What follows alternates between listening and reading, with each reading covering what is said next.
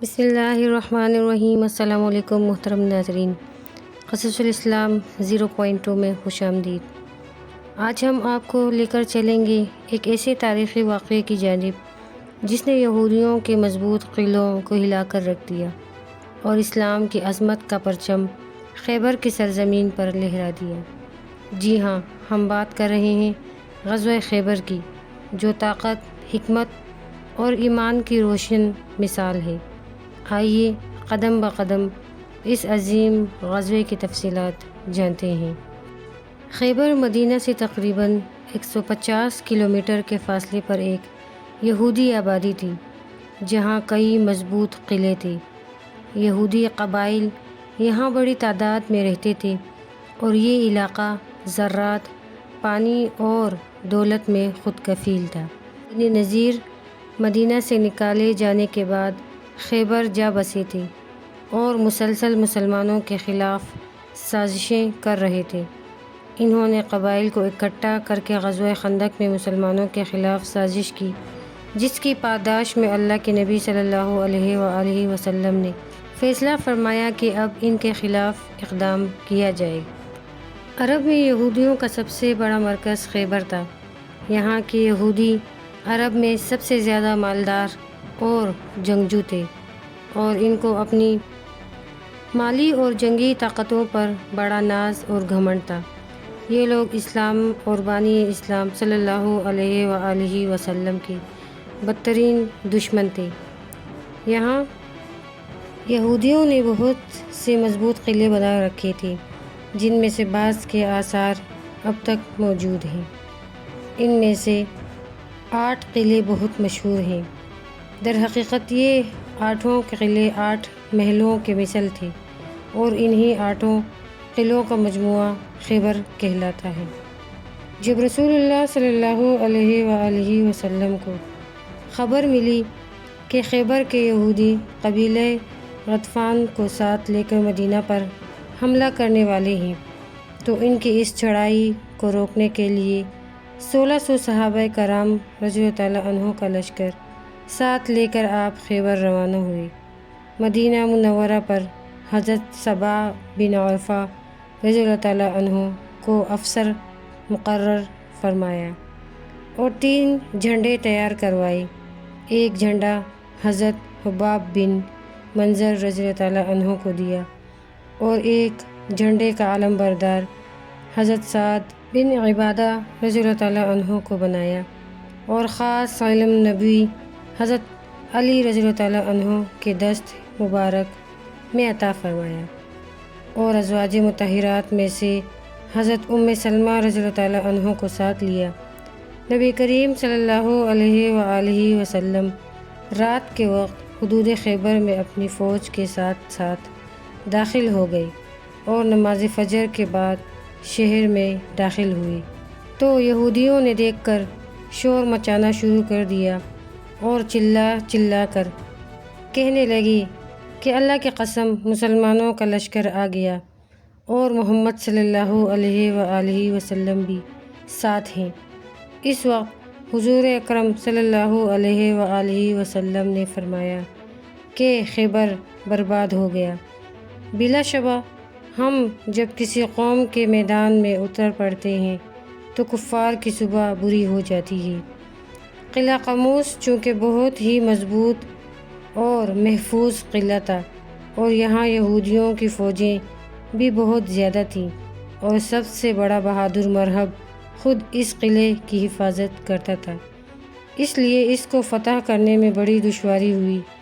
حضرت علی رضی اللہ تعالیٰ عنہ نے قلعہ قموس کے پاس پہنچ کر یہودیوں کو اسلام کی دعوت دی، لیکن انہوں نے اس دعوت کا جواب اینٹ اور پتھر سے دیا، اور قلعے کا رئیس مرہب خود میدان میں اترا اور بڑے غرور کے ساتھ بولا کہ خیبر خوب جانتا ہے کہ میں مرہب ہوں۔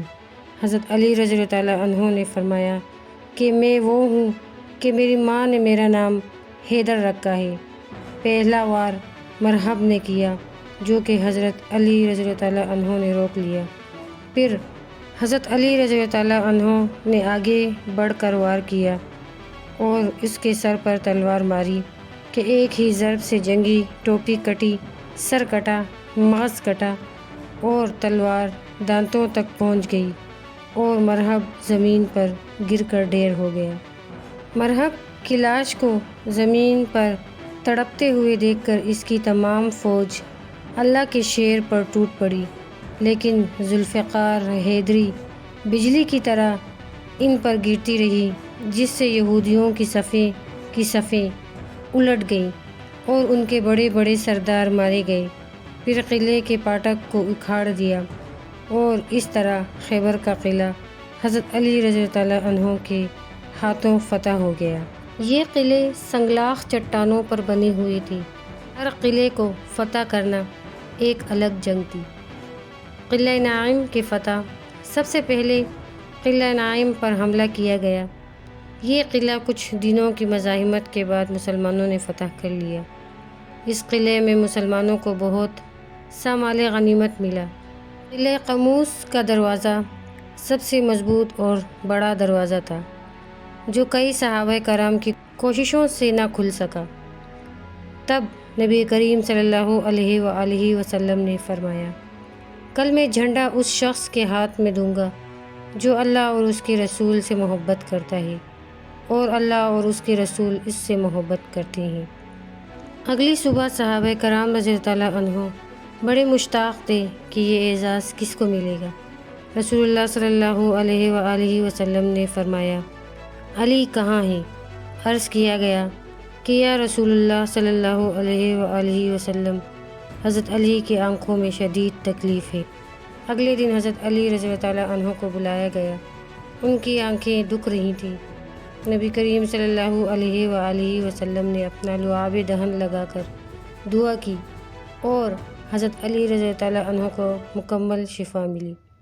یہ ایک معجزہ تھا جسے سینکڑوں صحابہ کرام رضی اللہ عنہ نے دیکھا۔ پھر نبی کریم صلی اللہ علیہ وآلہ وسلم نے اسلام کا پرچم حضرت علی رضی اللہ عنہ کے ہاتھ میں دیا اور فرمایا، علی پہلے انہیں اسلام کی دعوت دینا، اگر مانے تو خون بہانے سے بچ جاؤ گی، ورنہ اللہ تمہارے ہاتھوں فتح دے گا۔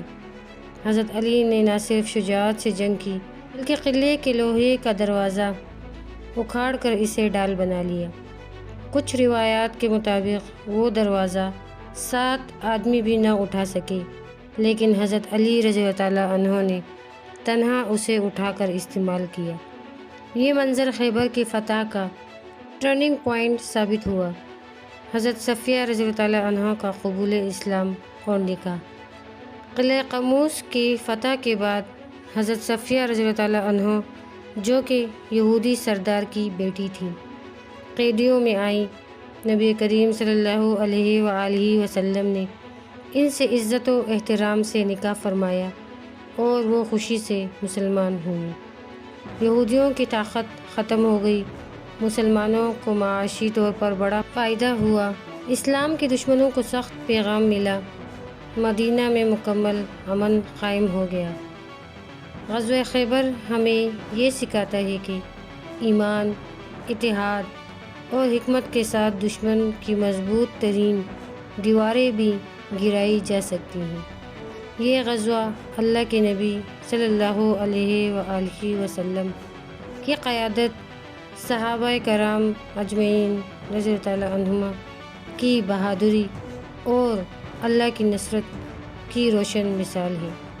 اگر آپ کو یہ ویڈیو پسند آئی ہو تو براہ کرم اسے لائک کریں، کمنٹ اور سبسکرائب کرنا نہ بھولیں۔ اللہ ہمیں بھی اپنے دین کے لیے کڑے ہونے کی توفیق دے۔ آمین یا رب العالمین۔ دعاؤں میں یاد رکھیے گا۔ جزاک اللہ خیر۔ والسلام۔